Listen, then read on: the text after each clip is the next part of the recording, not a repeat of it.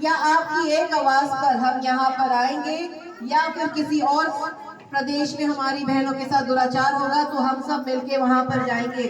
शपथ खाते हैं, क्योंकि कल उसकी बेटी थी, परसों हमारी भी बेटी बहन हो सकती है। अगर हम उसके लिए नहीं मदद कर सकते तो वो हमारी मदद करने को कैसे आगे आएगी। धन्यवाद, बाकी बातें बाद में करें। अब हम कार्यक्रम को सुचारू रूप से आगे बढ़ाते हैं। लोगों को, बेटियों को यही कहा जाता है कि क्या करेगी पढ़ के, क्या करेगी ये करके, बहुत बातें की जाती हैं और बहुत सी कहते हैं कि अपने घर करियो। वो लेडी अपना घर ढूंढ रही है। आज तक मायके में कहा जाता है कि जो कुछ करना है अपने घर करियो, ससुराल में कहा जाता है अपने घर से क्या सीख के आई, अपना घर, वो अपना घर ढूंढ रही है।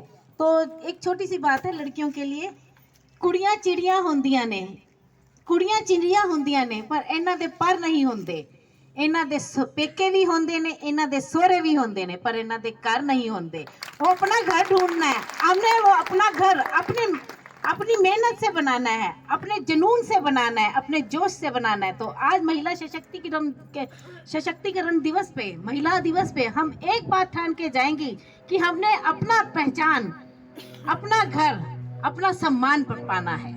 तो आगे इसी कड़ी को आगे बढ़ाते हुए, कोई भी औरत हो, चाहे आप हो चाहे हम हो, अगर हमारे अंदर विल पावर है किसी काम को करने की, तो वो काम हम जरूर कर सकते हैं, बिना किसी की मेहनत, बिना किसी की सपोर्ट के भी कर सकते हैं। क्योंकि नारी जो है ना, औरत अगर एक बच्चे को जन्म दे सकती है ना, तो वो पूरी दुनिया को घुमा सकती है। ये मोटिवेशन मैं आप लोगों को देना चाहूँगी। मैं भी एक हाउसवाइफ थी, मुझे भी मोटिवेशन मिली, मैंने बच्चे पढ़ाए, ट्यूशन्स पढ़ाई।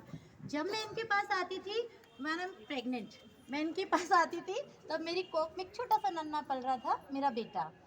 मुझे इनको देख के बहुत मोटिवेशन मिली कि ये कर सकती हैं तो मैं भी कर सकती हूँ।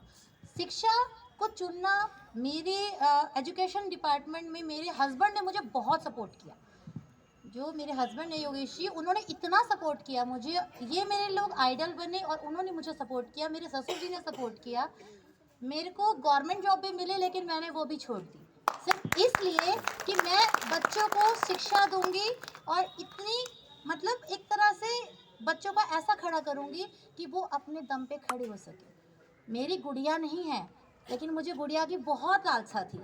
मेरे स्कूल में आज इतनी लड़कियां हैं जिनको मैं इतना स्ट्रांग बनाती हूँ कि बेटा किसी से डरना नहीं है, अपना एक शेरनी की तरह ज़िंदगी जीनी है, डरना किसी से भी नहीं है। उनको इतना शिक्षित करती हूँ, समाज में एक अपनी पहचान बनानी है। आज मेरे पढ़ाए हुए बच्चे डॉक्टरी लाइन में भी हैं, आके मुझसे मिलते हैं तो मैं बहुत मोटिवेट होती हूँ। उनको देखकर मुझे और प्रेरणा मिलती है। आज सुधा मैम को देखकर और ज़्यादा मैं मोटिवेट हो गई, मिश्रा मैम की वॉइस सुन के मैं और मोटिवेट हो गई कि इनकी आवाज़ में इतना दम है कि ये दुनिया पलट सकते हैं, तो हम भी अपनी दुनिया पलट सकते हैं। तो आप सभी से अनुरोध है कि अपने बच्चों को बहुत अच्छे तरीके से पढ़ाइए, लड़कियों को और लड़कों को दोनों को एक समान रखिए। कई पेरेंट्स सोचते हैं हम लड़की को 10वीं 12वीं कराएंगे और छोड़ देंगे, शादी कर देंगे। नहीं, शादी तब तक नहीं करना जब तक वो अपने पैरों पे स्टैंड ना हो जाए। मेरी ये सोच है कि दहेज में ना, माँ बाप देते हैं ना सब कुछ दहेज में, बेड दे दो, सोफा दे दो, मैं कहती हूँ उनको शिक्षा की डिग्रियाँ दो, ताकि वो अपने पैरों पे खड़े हो और किसी के आगे हाथ नहीं फैलाना पड़े, उनको अपने न्याय के लिए लड़ सके। मैं आप सभी का बहुत बहुत धन्यवाद करती हूँ। बना रही हैं, अपने पैरों पे खड़ा करने के लिए मोटिवेट करती हैं। फिर संतोष तेजान जी हैं, ये हमारे साथ ही शुरू से लगी हुई हैं और डट के मुकाबला करती हैं। अभी आपने इनकी स्पीच सुनी है तो किस तरह से ये आपको भी मोटिवेट कर रही हैं, भाइयों को भी मोटिवेट कर रही हैं, किसकी क्या कमी है वो भी बता रही हैं।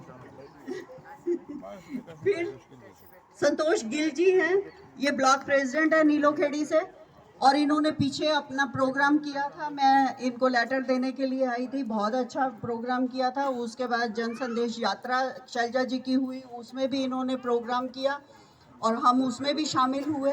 तो बहुत अच्छा काम कर रही हैं, महिलाओं को जोड़ रही हैं, महिलाओं के साथ हैं और कांग्रेस की विचारधारा से सभी को जोड़ रही हैं। जो कांग्रेस की विचारधारा है उससे आप सब अवगत हैं। पहले आपने कभी सुना था बीजेपी का नाम, सुना था? कभी नहीं सुना था ना। कांग्रेस ही थी, और कांग्रेस ही है जो महिलाओं को सम्मान देती है, आदर देती है। हमारी प्रथम प्रधानमंत्री, जैसे कि अभी आप सबको बताया है, इंदिरा गांधी जी कांग्रेस की ही देन थी। कांग्रेस पार्टी ही जब बनी थी और हमारा देश आज़ाद नहीं था और स्वतंत्रता संग्राम की लड़ाई लड़ी, तो उसमें एक कांग्रेस पार्टी ही थी जिसने कि स्वतंत्रता संग्राम की लड़ाई लड़ी और उसमें महिलाओं का योगदान था।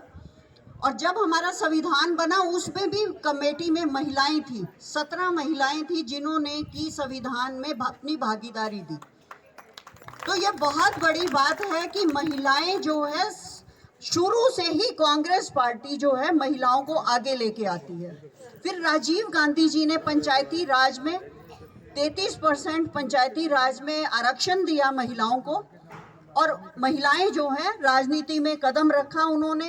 कई कितनी हमारी पंचायत में महिलाएं हैं, सरपंच बनी हुई हैं। तो ये जो भागीदारी दी, ये भी कांग्रेस पार्टी ने महिलाओं को दी है। तो आप इस तरह से आप समझ सकते हैं। और अभी देख लीजिए, इसमें राजीव गांधी जी ने 33% आपको पंचायती राज में दिया। जब ये कानून बना तो साथ के साथ लागू हुआ, आपको साथ के साथ भागीदारी मिली। और बीजेपी की नियत देखिए, ये हमें वोट लेना चाहते हैं, महिलाओं का प्रतिनिधित्व नहीं देना चाहते। अभी हमें आरक्षण मिला, बिल बना, 33% उसमें दिया गया कि बिल बन गया आपके लिए, आपको खुश कर दिया गया। बड़े बड़े अखबारों में फ्रंट पेज पे ये आया कि ये बिल बन गया है जी, और आरक्षण जो है आप लोगों को दिया गया है। लेकिन उसका नतीजा क्या हुआ? उसको लागू तो किया ही नहीं। उसमें 2 क्लॉज ऐसे लगा दिए जो कि पता नहीं 10 साल में पूरे होंगे या 20 साल में पूरे होंगे। उसमें एक तो जनगणना का लगा दिया जो कि अभी 10 साल में जनगणना हुई नहीं, करवाई नहीं मोदी जी ने। दूसरा डिलिमिटेशन का करवा दिया कि हम जी सभी सीटें ज़्यादा बढ़ा रहे हैं, जैसे पार्लियामेंट की भी सीटें होंगी, विधानसभा की कॉन्स्टिट्यूएंसी की भी सीटें होंगी, तो वो ज़्यादा बढ़ा रहे हैं। डिलिमिटेशन होगी तो उसके बाद देखेंगे। तो भाई ये आपने देखा कि लोकसभा के चुनाव हैं तो महिलाओं को खुश कर दो, क्योंकि अभी पीछे कर्नाटक के चुनाव आए थे। कर्नाटक के चुनाव में महिलाएं बहुत दुखी हैं, महंगाई से दुखी हैं, बेरोजगारी से दुखी हैं और महिला उत्पीड़न से दुखी हैं। हर चीज से महिलाएं सबसे ज्यादा दुखी हैं। और महिलाएं 50% की आबादी रखती हैं। वो जो चाहे पलटा एक तरफ से दूसरी तरफ कर सकती हैं। 50% की आबादी है महिलाओं की। तो मोदी जी डर गए क्योंकि कर्नाटक में महिलाओं ने ही उनको पछाड़ गिरा, उनको हरा दिया। मोदी जी की सरकार वहां से चली गई, बीजेपी की सरकार चली गई कर्नाटक से। तो ये डर गए कि अब महिलाओं को थोड़ा सा फुसलाया जाए, महिलाओं को थोड़ा सा भुलाया जाए और इनकी वोट जो है ली जाए। तो उन्होंने क्या किया इसके लिए? एक तो महिला आरक्षण बिल ले आए, दूसरा सिलेंडर के दाम जो थे 200 रुपए सिलेंडर के दाम कम कर दिए।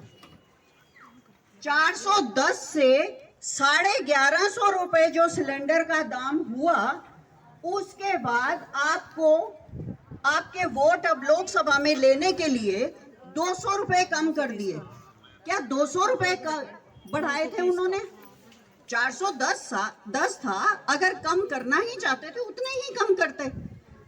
तो ये सिर्फ एक फुसलाने की बातें हैं और कुछ नहीं है। और हमेशा ही उन्होंने जुमले डाले हैं और